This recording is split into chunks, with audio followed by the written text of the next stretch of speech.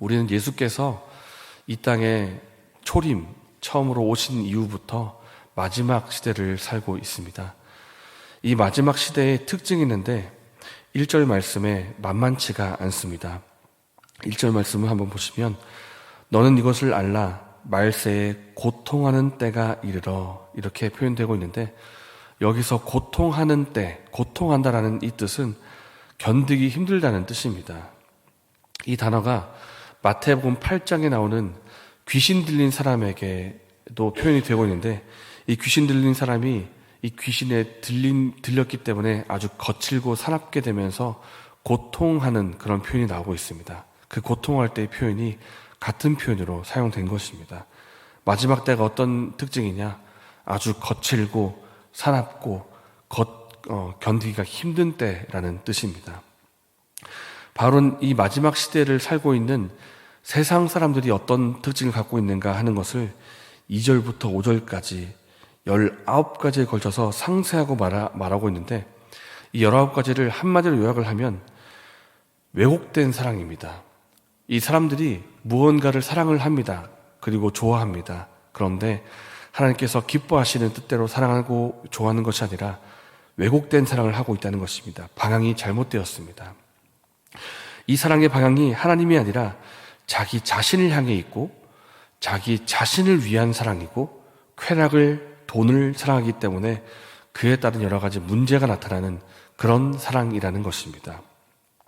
이 잘못된 사랑은 돈과 자기 욕망에 온 사랑을 쏟아붓고 있기 때문에 거기에 온전히 몰두하고 있기 때문에 다른 사람에게 베풀 사랑이 없습니다. 심지어 자기를 낳아준 부모님에게조차 드릴 사랑이 없습니다. 그래서 부모를 거역합니다. 그리고 다른 사람을 향한 사랑이 없기 때문에 다른 사람이 나에게 행하는 실수와 잘못을 용납하지 않습니다. 용서하지를 않습니다. 자기 쾌락을 위해서 달려가기 때문에 절제하지 못하고 조급한 모습이 나타납니다. 자신이 높아지고 자신이 만족할 수만 있다면 다른 사람을 배신하는 것도 마다하지를 않습니다. 거칠고 사납고 교만하고 무정한 것이 마지막 시대 세상 사람들의 특징이라는 것입니다. 그런데 놀라운 것은 이런 특징이 단순히 교회 밖에만 있다는 것이 아니고 교회 안에도 있다는 것입니다.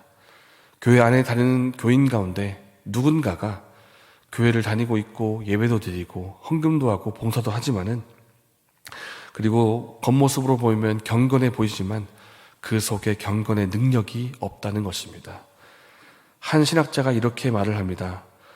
이 마지막 시대에 배교가 있는데 이 배교가 아주 교묘하다. 교회를 떠나지 않고 신앙생활을 계속 하는 척하면서 배교한다라고 신학자가 말하기도 했습니다. 하나님을 사랑하지 않고 자기 자신을 사랑하고 돈과 쾌락을 사랑하는 이 사랑의 왜곡된 사랑의 이 모습이 교회 밖에만 있는 것이 아니라 교회 안에도 있을 수가 있다 이렇게 말을 하고 있다는 것입니다. 이것이 마지막 시대의 특징이라고 하는데 그렇다면 마지막 시대를 살고 있는 우리가 어떻게 살아야 하는가 하는 것을 세 가지로 살펴보기를 원합니다.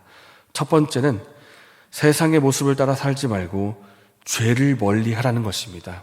본문 5절 말씀입니다. 5절 말씀에 이 같은 자들에게서 내가 돌아서라 이렇게 말씀하고 있는데 이러한 사람들이 주변에 있기 때문에 이러한 사람들을 멀리하고 이러한 사람들이 짓는 죄를 너도 짓지 않도록 조심하라는 것입니다.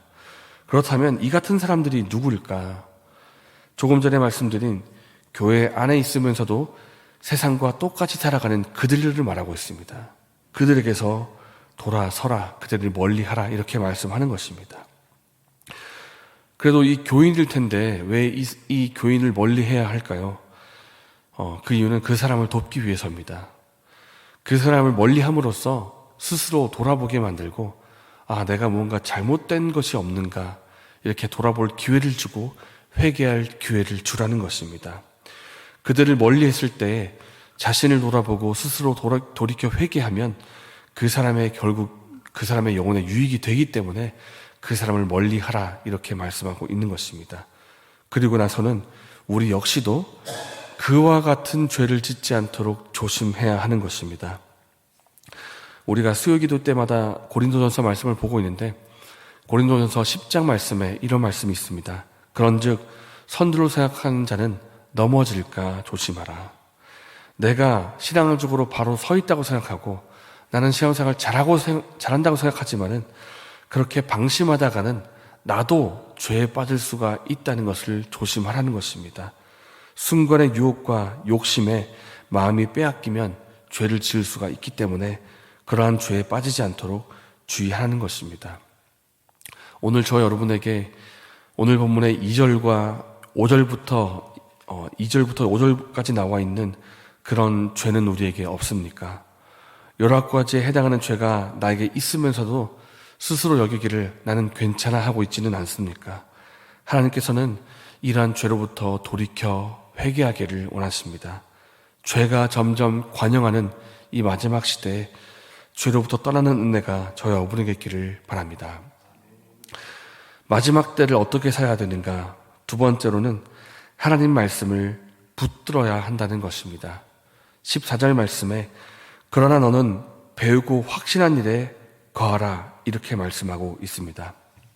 우리가 지금까지 배워서 알고 있고 믿고 있는 이 복음의 진리, 이 확실한 복음의 진리를 계속해서 붙들며 살라고 말씀하고 있는 것입니다. 이 14절의 말씀을 우리가 하는 말처럼 하면 이렇게 됩니다. 디모데야, 마지막 시대 사람들은 왜곡된 사랑을 하고 있고 아무 기준도 없이 자기 욕망을 따라서 쾌락을 따라서 살고 있다. 그러나 너 디모데는 그들과 같이 살지 말고 지금까지 배우고 확실한 그 하나님의 말씀을 끝까지 붙들고 살라. 이렇게 말하고 있다는 것입니다. 그런데 이 바울이 디모데에게 하는 이 말을 보면 뭔가 특별하거나 뭔가 대단한 말씀, 대단한 내용이 아닙니다. 디모데야, 너가 지금까지 배우고 있는 그 말씀, 너가 믿고 있는 그 말씀 계속해서 붙들며 살라 이것입니다. 특별하기보다는 오히려 기본적이고 근본적인 내용인데 이것을 바울이 마지막 시대에 이 말을 다시 하는 이유가 무엇이겠습니까? 아주 기본적인 것이지만 또한 근본적인 것이기 때문에 너무나 이 기본이 중요하다는 것입니다. 우리가 어릴 적에 부모님으로부터 잔소리 들어본 적이 아마 있으실 겁니다. 얘야, 어디 나가면 밥 굶지 말고 밥 제때 챙겨 먹어라. 친구와 사이좋게 지내고 무슨 일 생기면 연락해라. 이런 말 듣지 않습니까? 부모님에게 엄마, 아빠 다 알고 있어요. 이렇게 말을 해도 부모님은 계속 얘기합니다. 왜냐하면 이게 너무나 기본적이고 근본적이고 중요하기 때문에 귀에 못이 박히도록 이야기를 하는 것입니다.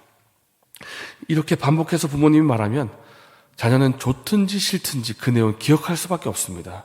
그리고 그 내용을 잠깐 잃어버릴지 몰라도 나중에 다시 기억하고 이렇게 살라고 하셨지 라면서 그 내용대로 따라 사는 것입니다. 부모님이 중요한 말을 귀에 못이 박히도록 반복해서 말하는 것처럼 사도 바울 또한 디모데에게 반복해서 말하는 것입니다. 디모데야, 마지막 시대에 말씀이 너무 중요하니까 이 하나님 말씀을 계속 붙들며 살라 이렇게 말하고 있다는 것입니다. 하나님 말씀은 우리에게 구원의 필요성을 알게 하고 구원받을 수 있는 유일한 길이 예수 그리스도라는 것을 가르쳐주는 말씀입니다. 하나님 말씀은 우리를 훈련시키고 우리로 하여금 예수님 닮아가도록 만들어주는 말씀입니다. 말씀은 진리를 가르치고 죄의 길에서 떠나게 하며 우리로 하여금 바른 길로 갈 수 있도록 인도해주는 말씀입니다. 이렇게 말씀은 교훈과 책망과 바르게 함과 의로 교육하기에 유익한 말씀이기 때문에 이 말씀을 통해서 우리가 구원을 받고 훈련을 받고 예수님을 닮아가는 것입니다. 이 말씀, 아무것도 기준이 없이 자기 욕망과 쾌락을 따라 살아가는 이 시대에서 말씀을 붙들며 살라 이렇게 말하고 있는 것입니다. 그래야 이 시대 속에서 하나님의 자녀답게 살 수가 있기 때문입니다. 그러므로 우리가 배우고 믿고 알고 있는 이 말씀이 우리 뼛속 깊이 스며들 수 있도록 우리의 삶을 통해서 실현될 수 있도록 그렇게 말씀을 붙들며 사는 은혜가 저희 여러분에게 있기를 바랍니다. 마지막 시대를 어떻게 살아야 할까? 세 번째 마지막으로 말씀 때문에 주어지는 핍박이 있더라도 그 핍박을 감당해야 합니다. 함께 12절의 말씀을 읽겠습니다. 무릇 그리스도 예수 안에서 경건하게 살고자 하는 자는 박해를 받으리라. 사도 바울은 말합니다. 너희가 경건하게 살고자 한다면 박해가 있을 것이다. 그 박해를 받으라. 이렇게 말하고 있습니다. 우리 가운데 박해와 핍박을 좋아하는 사람이 어디 있겠습니까? 그러나 이 박해를 받으러 가는 것은 피하지 못하고 다가오는 박해가 있기 때문입니다. 우리가 경건하게 살고자 한다면 반드시 오는 박해도 있기 때문입니다. 그러나 우리가 박해에도 불구하고 고난을 감당할 수 있는 이유가 있다면 하나님께서 고난 가운데 우리와 함께 하시기 때문입니다. 하나님께서 우리를 고난 가운데 내버려 두지 않으시고 그 박해와 고난을 감당할 수 있도록 힘과 능력을 베풀어 주시기 때문입니다. 로마서 8장은 이렇게 말씀합니다. 내가 확신하노니 사망이나 생명이나 천사들이나 권세자들이나 현재일이나 장래일이나 능력이나 높음이나 깊음이나 다른 어떤 피조물이라도 우리를 우리 주 그리스도 안에 있는 하나님의 사랑에서 끊을 수 없으리라. 우리를 사랑하시는 하나님께서 고난 가운데 우리와 함께 하십니다. 그 고난을 감당할 수 있도록 힘과 능력을 베푸십니다. 그러므로 이 마지막 시대에 우리와 함께 하시고 도우시고 힘과 능력을 주시는 예수 그리스도 안에서 고난을 감당할 수 있는 은혜가 저와 여러분에게 있기를 바랍니다. 이 시간에 말씀을 생각하면서 기도하겠습니다. 거칠고 살아온 이 마지막 때에 세상을 따라 살지 않게 해주시고 죄를 멀리하는 삶을 살게 하여 주셔서 하나님의 말씀을 더욱 굳게 붙들며 살게 해주시고 말씀 때문에 오는 핍박을 감당할 수 있는 우리가 되게 해달라고 기도하겠습니다. 이렇게 기도하시고 내일에 있을 예배를 위해서 기도하시고 개인적인 제목을 기도하신 후에 자유롭게 돌아가시겠습니다.